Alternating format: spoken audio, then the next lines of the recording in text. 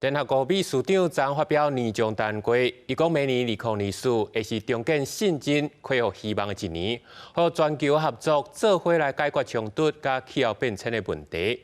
也伫纽约受办一个一年一届大摒扫日，要甲这歹军拢总写伫咧纸顶头，摕去甲烧掉，望会当消灾解厄，迎接新年。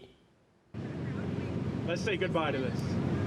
Wow! 一百块烧掉恶棍甲所有无爽快回忆。美国纽约时报广场年度大扫除日，民众伫白纸顶悬写这一年来想要摆脱的代志，为了将这负面能量向一笔桶内底烧掉，搁伫个五灰十色的纸顶悬，留新年新希望。That was predominantly just very hard, upsetting, tiring, scary, and just ready to just move on. It's been enough. 除了希望个人运势一切拢好，真侪人搁烦恼全球局势，祈求这场冲突会用结束。各地有老无厝的难民赶紧找到安心的所在。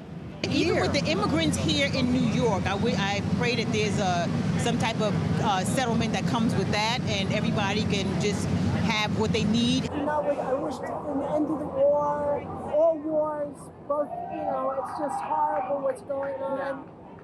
Political unrest. 联合国秘书长第2日发表年尾讲话，伊回顾今年全球经过苦难，提醒世人不应该互相指责甲受分。